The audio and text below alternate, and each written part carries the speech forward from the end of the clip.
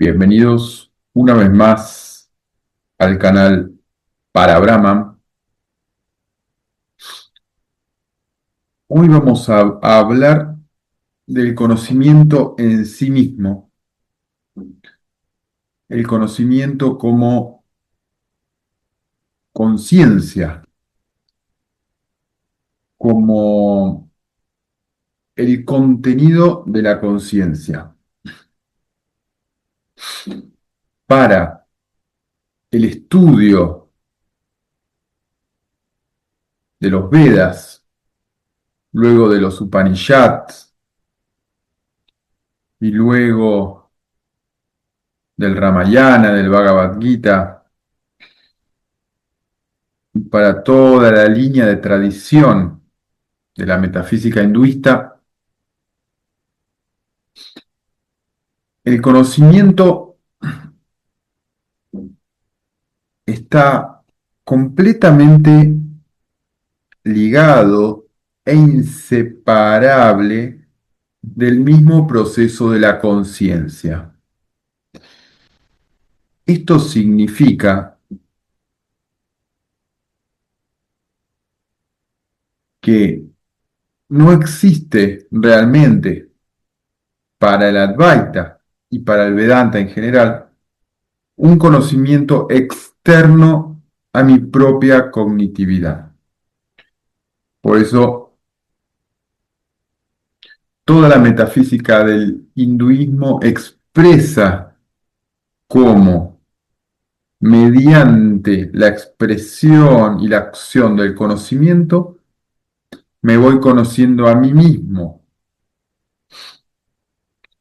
a través de la experiencia de los cinco koshas, las siete dimensiones, los tres gunas, los cinco elementos, todas las capas de la conciencia. Y a medida que voy generando un nuevo conocimiento y por lo tanto una nueva comprensión, esa comprensión se vuelve el sí mismo. La conciencia que conoce naturalmente se vuelve eso mismo que conoce. Esa es la cualidad de la comprensión en la tradición del Sanatana Dharma, del hinduismo, de los Vedas, o como querramos llamarlo. Eso mismo que comprendo en forma total y completa, en una comprensión de 180 grados, cuando comprendo el principio y el fondo total de la cuestión, es cuando reconozco que eso que comprendo soy yo mismo. Y cuanto más profundo y más extenso, y veo cómo esas proyecciones tienden a infinito, esos conceptos, esas ideas, esas propias naturalezas, esas que llamamos en este canal A experiencias, o sea, experiencias que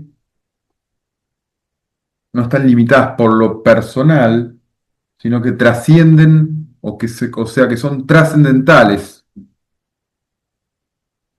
Por eso son experiencias que no son experiencias. Ahí está la contradicción, la paradoja. Son a experiencias. Y esas a experiencias generan a percepciones y a cogniciones. O sea, que el modelo cerrado de la personalidad se rompe y se vuelve una experiencia de cognitividad trascendental. Y esa cognitividad trascendental es el autoconocimiento del sí mismo, donde reconozco cada cosa que conozco, cuanto más profunda y que tiende a infinito y a eterno, lo reconozco como mí mismo. Por eso se confunde muchas veces lo conceptual contra lo no conceptual, sin reconocer que todo es conceptual. La única diferencia es que hay conceptos que no tienen anclaje en el mundo astral o mundo emocional y tampoco en el mundo físico o tercera dimensión, o mundo material o samsara, no tienen anclaje. Simplemente se mantienen en lo que llamamos el mundo mental. Pero todo es concepto. El tema es el grado de densidad al que llega ese concepto. Todo es conceptual. Por lo tanto, hay conceptos que son puramente mentales, como por ejemplo el concepto de Dharma o el concepto de Ananda, que comprendiendo esta metafísica profundamente son más reales que un objeto material, como una silla, un árbol o una manzana. Quien comprende esta metafísica profundamente comprende que todo es conceptual, sin concepto no hay nada, hay conceptos más densos o más sutiles, pero hay conceptos más sutiles que son más reales en términos de alineación con lo que es realmente, con el modelo de la conciencia en sí mismo. Hay conceptos que son sutiles o abstractos que son más reales que conceptos materiales, que tienen una ligación directa con lo que percibo en forma directa como si fuera este micrófono.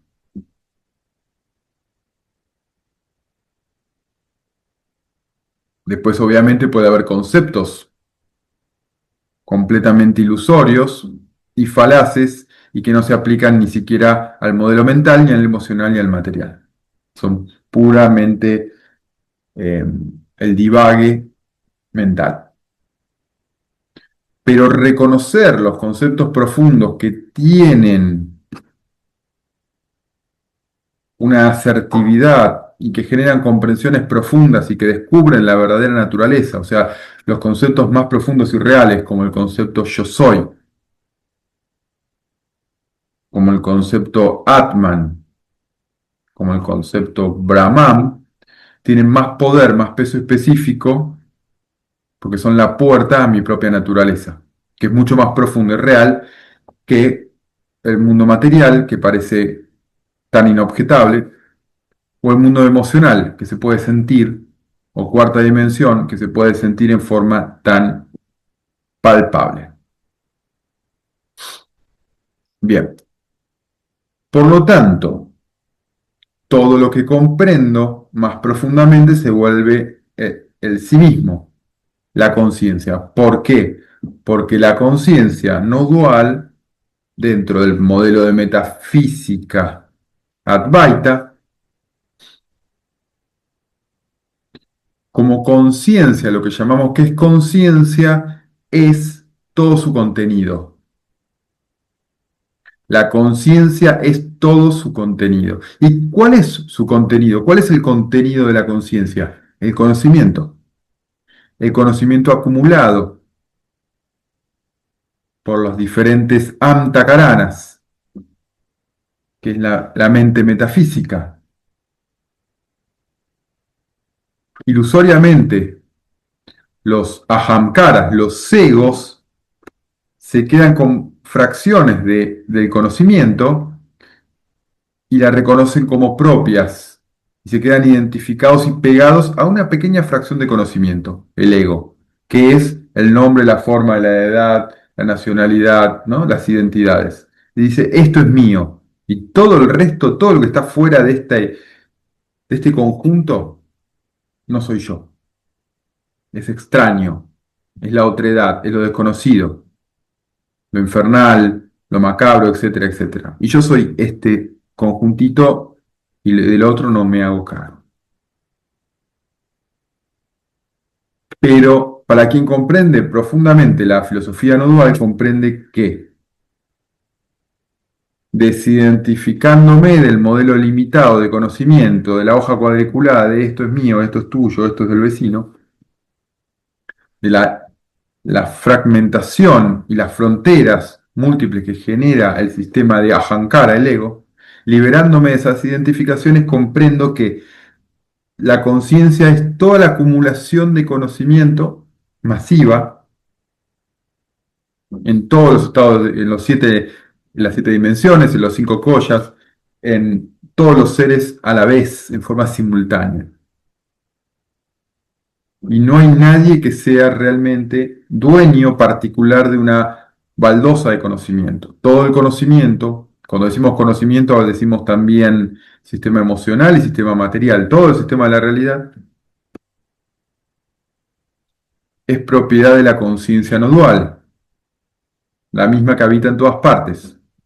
El centro está en todas partes, es ubicua la conciencia. Comprendiendo este modelo de autoconocimiento, genera luego que cambie la forma de comprender la realidad y la forma de,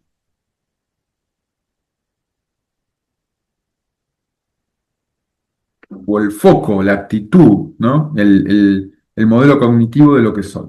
Cambia completamente. Y al cambiar completamente, me doy cuenta que la conciencia en sí misma es su contenido es conocimiento, y el conocimiento es ilusorio, es mayábico.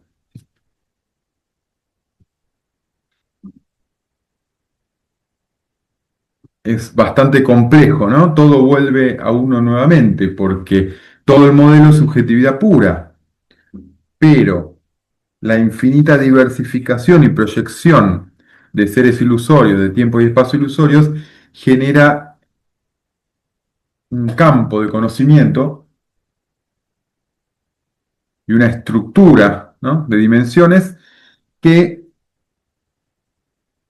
parecen el afuera, parecen lo externo, lo objetivo, cuando es mayábico, es ilusorio, no existe por sí mismo. Tiene la misma estructura del sueño, la única diferencia que tiene toda una estructura muy compleja y una ingeniería muy compleja dentro de ese sueño. Pero si nadie lo piensa, nadie lo observa, nadie lo vive, no existe por sí mismo.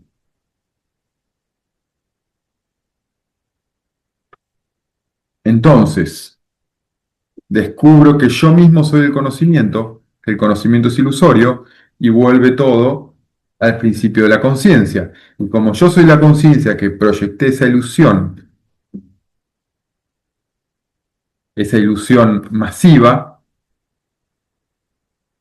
el camino del autoconocimiento es retornar al principio de donde surgió toda la ilusión, o sea, todo el conocimiento, y por lo tanto toda la conciencia, porque la conciencia a su vez es el contenido. Y ahí radicamos o volvemos nuevamente al principio yo soy. Recordemos que yo soy surge, la conciencia desde el absoluto vibra desde el Om, que es el primer brit y el primer pensamiento, que se divide en los dos principios principales, Prakriti y Purusha. Estos dos principios, femenino y masculino, generan el tercer elemento, el yo soy. Y el yo soy, el yo viene de Purusha y el soy viene de Prakriti. Prakriti es la materia, Purusha el espíritu, y se configura el yo soy. Y el yo soy es cuando ya empieza la proyección de la conciencia como autoconsciente. Para esto obviamente se genera lo que llamamos los antakaranas, ¿no?, que es un motor cognitivo, una capacidad de generar un sistema que generan grandes estructuras, que son las almas. Las almas a su vez generan los cuerpos astrales, que es cuando la energía conceptual, ¿no?, y akáshica se concentra ya o se te va transformando en energía más densa, y esta energía emocional ya genera la cuarta dimensión y lo que llamamos los cuerpos astrales, a través de algunas rajas y ya la diversificación de la kaya en aire, fuego, agua, tierra. Y se conforman los cinco elementos sutiles, que todavía no son visibles, son sutiles. Se generan en el astral, cuarta dimensión, y luego estos a su vez proyectan en el mundo material, con los cinco elementos materiales. Y aquí estamos en el mundo aparentemente sólido.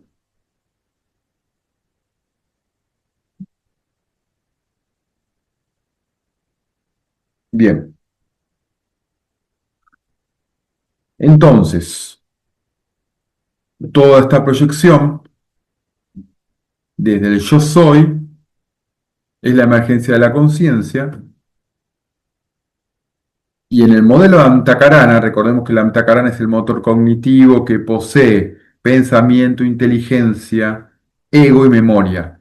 Es un compuesto de cuatro elementos fundamentales para poder generar una personalidad, un sistema cerrado que se autoconoce. Este sistema tiene el punto de identificación que genera el enlace de estos cuatro elementos, es el ego, que los enlaza y se genera ciertas identificaciones básicas para tener una continuidad, un modelo perceptivo y cognitivo y de conocimiento que tenga una continuidad. Por naturaleza del ego y del pensamiento automático, mano maya koya, el ego ilusorio que se conforma en la Antakarana se va identificando cada vez más con lo que percibe. Y al identificarse con lo que percibe, recordemos que proyecta un cuerpo astral y un cuerpo físico, genera la identidad de la personalidad del yo fenomenológico. Si en algún momento no hay un punto de control o de autoindagación de todo el modelo que reconozca esto, esa identificación es cada vez más fuerte hasta que el mismo Antakarana, el mismo sujeto ilusorio, se queda completamente atrapado en su propia ilusión, en sus propios condicionamientos. Se vuelve prisionero de su propio sistema emocional, su propio mano mayacoya, su propio modelo de pensamiento cerrado. Su intelecto, si está perdido y genera discernimientos que están muy lejos de coincidir con una realidad de la conciencia. Y cuando está atrapado y oprimido, día tras día, vida tras vida, genera en un momento, el sistema colapsa y genera la necesidad de una búsqueda para reconocer su naturaleza real y no su yo fenomenológico atrapado en un cuerpo-mente. Cuando empieza el camino, empieza a desidentificarse del mismo modelo de identificación, es un proceso de retorno, se invierte el vector que iba hacia el mundo material, porque tamas, que es lo que conforma el mundo material, es denso, es fijo y atrae, ¿no? Genera deseo, ambición, miedo y atrae como un centro magnético. Y como atrae a este sujeto ilusorio, queda atrapado en lo fijo, en lo material, a través del guna tamas. Recordemos que en la tercera dimensión, el mundo material, predomina tamas. En la cuarta dimensión, rajas, el movimiento. Y en la quinta ya predomina sattva, el ser. Bien. Y luego, a medida que se va desidentificando de estas percepciones con las que se fue identificando, se va liberando nuevamente y puede retornar en algún momento de autoconocimiento total al yo soy. Y es siempre un ida y vuelta, un flujo como si fuera el símbolo del infinito, ¿no? De ida y retorno al, a la conciencia en sí misma, al yo soy. Bien, con esto ponemos fin a esta síntesis de cómo la conciencia en sí misma es conocimiento y todo es una expresión del yo soy, que es la puerta a mi propia naturaleza, el Atman, el ser eterno autoluminoso que brilla por sí mismo sin depender de nada, que toda la expresión es parte de su naturaleza y que todo retorna a esa luz unificada conocida como Atman. Cuando hablamos de Atman ya hablamos de la sexta dimensión.